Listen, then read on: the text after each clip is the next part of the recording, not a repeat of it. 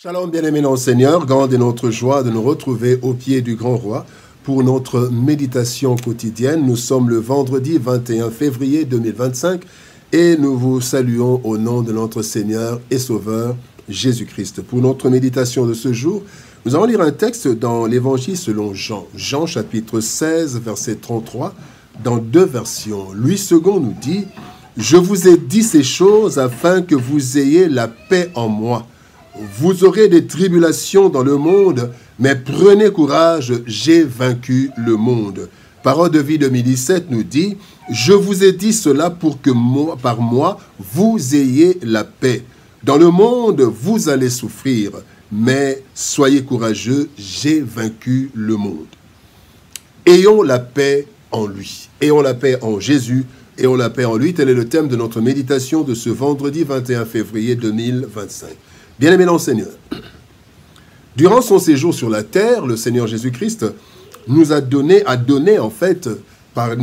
mais par les disciples, il a donné plusieurs instructions aux disciples ainsi que des révélations sur leur vie en mission sur la terre. Cela parce que d'une part, il était Dieu, il est Dieu et il connaît tout. Et d'autre part, il a vécu, c'est parce qu'il a vécu dans la chair sur cette terre. Et il connaît parfaitement ce que l'homme vit, selon qu'il est écrit dans Hébreux chapitre 4, verset 15. « Nous n'avons pas un souverain sacrificateur qui ne puisse compatir à nos faiblesses. Au contraire, il a été tenté comme nous en toutes choses sans commettre de péché. » Le texte de ce jour nous révèle que Christ a trouvé bon de nous prévenir des difficultés auxquelles nous serons confrontés. Non pour nous effrayer ou pour nous décourager, mais plutôt pour que nous ayons la paix en lui, lui qui a vécu ces mêmes difficultés avant nous et qui les a vaincues. Christ veut donc que nous ayons la paix en lui. Tirons alors quelques leçons de notre texte de ce jour. Première leçon, nous sommes avertis. Nous sommes avertis. Dans Actes des Apôtres, chapitre 20, verset 23, la Bible dit « Seulement de ville en ville, l'Esprit Saint m'avertit que des liens et des tribulations m'attendent. » Là, c'est Paul qui est en train de dire que le Saint-Esprit l'avait déjà averti de ce qu'il allait rencontrer. Et ici, Dieu nous avertit, Christ nous avertit. La Bible dit dans Marc chapitre 3, verset 14, « Jésus les choisit pour les avoir avec lui et pour les envoyer annoncer le royaume de Dieu. » Nous sommes chrétiens, bien-aimés, pour être avec Dieu, avec Christ, et pour accomplir sa mission. Cette mission est grande, et cette mission prendra toute notre vie sur la terre. Christ a voulu nous avertir afin que nous ne soyons pas surpris devant les difficultés de la vie chrétienne. Car la Bible dit dans 2 Timothée, chapitre 3, verset 12, « Or, tous ceux qui veulent vivre pieusement en Jésus-Christ seront persécutés. » En nous avertissant, Christ veut, nous préparer psychologiquement afin d'amortir les chocs lorsque nous rencontrons des contradictions. Nous sommes avertis pour être préparés psychologiquement. Christ nous avertit pour nous faire prendre les dispositions utiles pour les temps difficiles. Dispositions de la prière, les dispositions qu'il faut pour que nous ne soyons pas détruits par ce que nous allons rencontrer. Mais aussi, il l'a averti pour nous aider à ne pas nous décourager devant l'épreuve et le combat. Bien-aimé, il est dit, bien-aimé, qu'un homme averti en vaut deux. Donc quand on est déjà averti, on est plus fort devant la situation qui arrive. Christ ne nous a pas promis que tout allait nous plaire, tout allait bien marcher, mais il nous a promis qu'il sera avec nous tous les jours. Matthieu chapitre 28, verset 20. « Et voici, je suis avec vous tous les jours jusqu'à la fin du monde. » Nous sommes avertis. Le deuxième point, Christ a vécu en chair dans ce monde. Hébreux 5, 7 nous dit « C'est lui, Christ donc, qui dans les jours de sa chair, ayant présenté avec de grands cris et avec des larmes, des prières et des supplications à celui qui pouvait le sauver de la mort, et ayant été exaucé à cause de sa piété. » Bien-aimés, notre problème majeur, c'est la chair. Donc Christ dit, qu'elle est faible. Christ nous a aussi, il a aussi vécu dans la chair. Il a vécu dans la chair et il a expérimenté la faiblesse de la chair.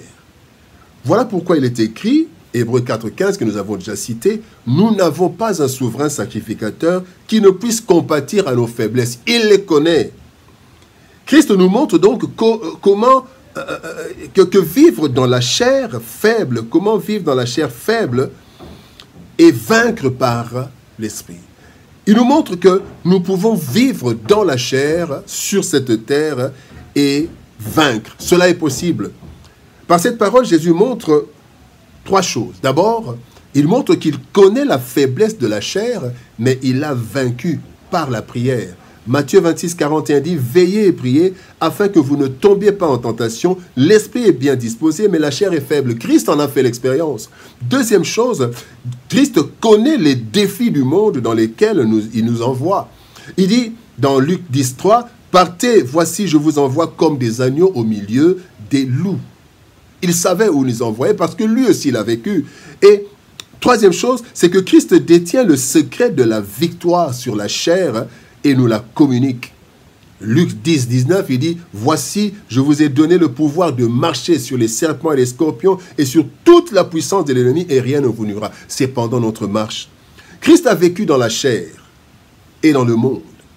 Il a vaincu la chair et le monde par son obéissance à la volonté de Dieu et par la vie de prière. Marc 1, 35 nous dit « Vers le matin, pendant qu'il faisait encore très sombre, Christ se leva et sortit pour aller dans un lieu désert où il pria. » Le secret de la victoire. Troisième chose, la paix en Jésus-Christ.